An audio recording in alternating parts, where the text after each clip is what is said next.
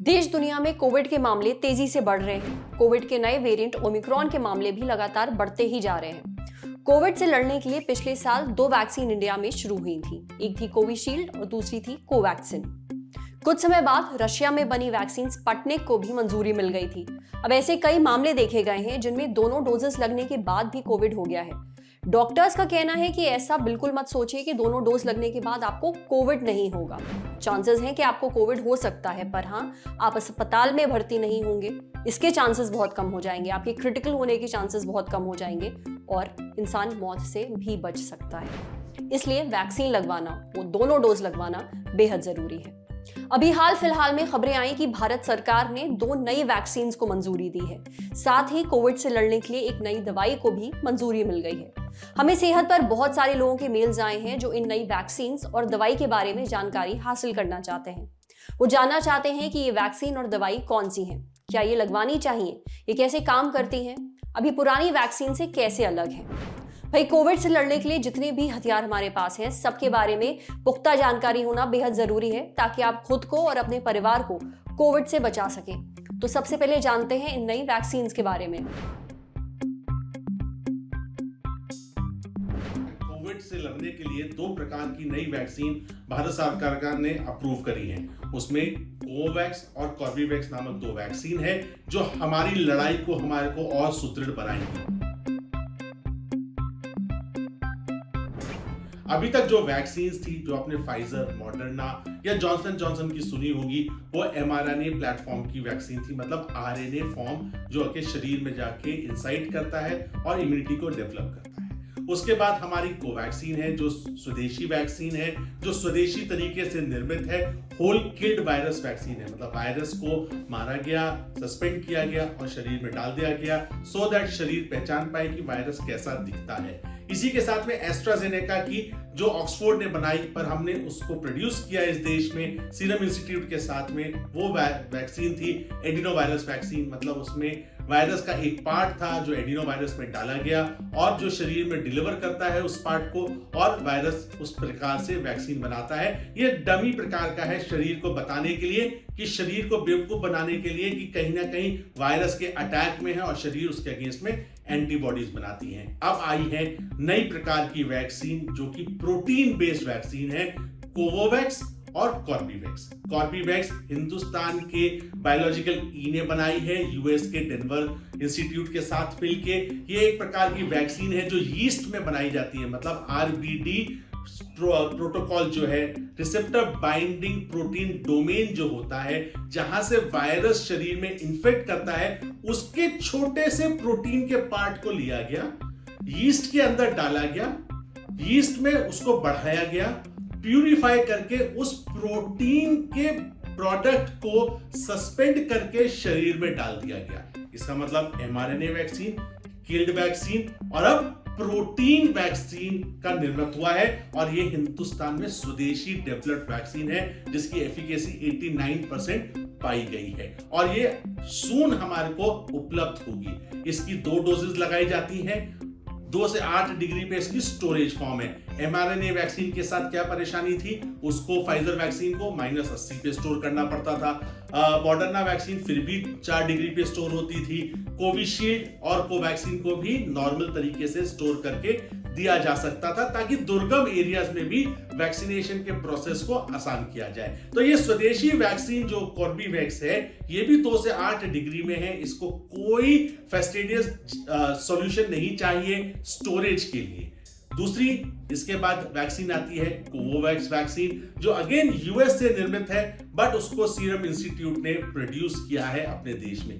ये भी एक प्रोटीन बाइंडिंग प्रोटीन संबंधित प्रोटीन बाइंडिंग या रिकॉम्बिनेंट प्रोटीन सब्सटेंस से बनी हुई है। ये प्लेटफॉर्म हेपेटाइटिस बी वैक्सीन के बनाने में काम आता है और एक पुराना प्लेटफॉर्म है, ना कि mRNA की तरह लेटेस्ट प्लेटफॉर्म है, ना कि जाइडस की तरह डीएनए वैक्सीन की तरह जो 3 डोजेस दी जाती हैं। इसकी कोवैक्स की भी 2 डोजेस दी जाती हैं और 1 लाख डोजेस भारत सरकार ने अप्रूव की हुई है। ये भी एक वायरस के छोटे से प्रोटीन पार्ट को निकाला जाता है, वेसिकल्पो करके एक वायरस है, उसके अंदर डाला जाता है, मॉट सेल्स में इसको इन्फेक्ट किया जाता है, बढ़ाया जाता है प्रोटीन की मात्रा को और उसको सस्पेंड करके वैक्सीन बनाई जाती है। तो आपने देखिए किस प्रकार से प्रोटीन, रिकॉम्बिनेंट प्रोटीन के माध्यम से वैक्सीन बनाई जाती है और शरीर को बताते हुए कि तुम वायरस के अटैक के अंडर हो, शरीर इनके अगेंस्ट में एंटीबॉडीज निर्मित करता है।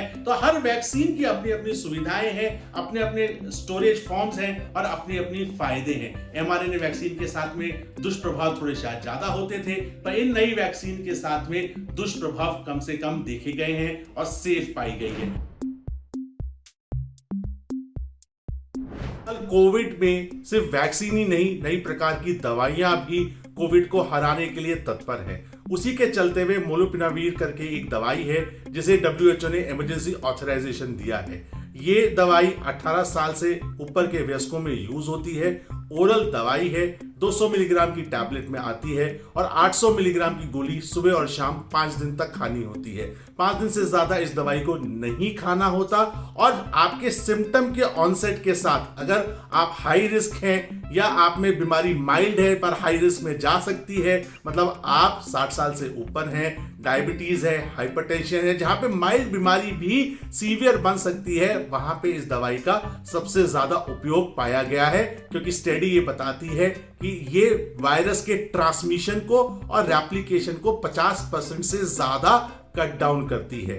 दवाई वायरस के बढ़ोतरी को, ट्रांसमिशन को, रेप्लिकेशन को कम करती है। इसीलिए ये दवाई कई बार परेशानी भी कर सकती है, क्योंकि वायरस में म्यूटेशन ला सकती है और पेंडेमिक को प्रोलॉन्ग कर सकती है, जो एक थ्योरेटिकल साइड इफेक्ट पाया गया है। इसी के साथ में ट्रायल में नोजिया, वॉमिटिंग, डायरिया थोड़ा 2 से 3% लोगों में पाया गया था। उसके अलावा कोई ज्यादा टॉक्सिसिटी नहीं पाई गई। बट एक बात ध्यान रखने की आवश्यकता है कि प्रेग्नेंट फीमेल इसको नहीं ले सकती हैं, क्योंकि वो बच्चे को हार्म कर सकता है। उम्मीद है कोविड की नई वैक्सीन और दवाई के बारे में जो जानकारी डॉक्टर राहुल भार्गव ने दी है वो आपके काम आएगी।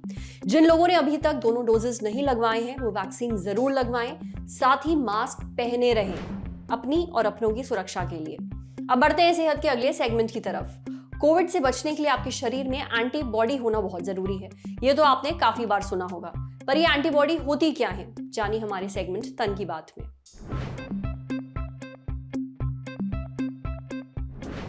कोविड से बचने के लिए वैक्सीन लगवाना बेहद जरूरी है कि आपके शरीर में वायरस से लड़ने के लिए एंटीबॉडी बनाती है। अब ये एंटीबॉडी क्या होती है, ये आसान भाषा में हमें समझाया डॉक्टर पंकज आनंद ने। एंटीबॉडी एक तरह का प्रोटेक्टिव प्रोटीन है जो हमारे शरीर के अंदर बनता है किसी भी बाहरी वस्तु के खिलाफ। ये बाहरी वस्तु, जिसे मेडिकल भाषा में एंटीजन कहते हैं, कुछ भी हो सकता है। ये वायरस हो सकता है, जैसे कि कोरोना वायरस, या फिर कोई बैक्टीरिया, जहर या कोई भी चीज हो सकती है। जब ये एंटीजन हमारे शरीर में प्रवेश करता है तो शरीर की बाहरी सतह पर मौजूद मॉलिक्यूल को महसूस हो जाता है कि कोई फॉरेन बॉडी है। उससे बचाव के लिए शरीर सिपाही पैदा करने लगता है और यही एंटीबॉडी होती है।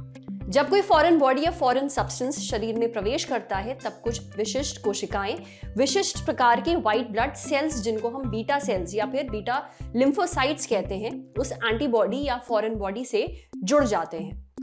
इस जुड़ाव के बाद इन बीटा सेल्स में कुछ परिवर्तन होते हैं। ये एक तरह से मैच्योर होते हैं। मैच्योर होकर ये लिम्फोसाइट्स बन जाते हैं। इनको हम प्लाज्मा सेल्स भी कहते हैं। प्लाज्मा सेल्स में ताकत होती है कि ये एक साथ लाखों की संख्या में प्रोटेक्टिव प्रोटीन या फिर एंटीबॉडी का निर्माण कर सकते हैं। जुड़ने के बाद अलग अलग तरीके से ये उस वायरस या बैक्टीरिया को नष्ट करने की कोशिश करते हैं। तरीके कई सारे हो सकते हैं। कई बार ये जहर रिलीज करते हैं उस वायरस या बैक्टीरिया के खिलाफ, कई बार उसका हमारे शरीर में ही प्रवेश रोक देते हैं। एंटीबॉडीज अलग अलग तरीके से काम करती हैं, समझे। अब बढ़ते हैं सेहत के अगले सेगमेंट की तरफ। खुराक, एक झकास सी हेल्थ टिप। अगर आपको उल्टी जैसा महसूस होता है और आपके पास कोई दवाई नहीं है तो फिर क्या करना चाहिए? अगर आप नॉशियस फील कर रहे होते हैं, यानी आपको आपका जी मचला रहा होता है, उल्टी सी महसूस हो रही होती है और आपके पास कोई दवाई नहीं है, तो क्या खाकर आपको थोड़ी राहत मिल सकती है? ये जानने के लिए हमने बात की डॉक्टर प्रवीण गुप्ता से।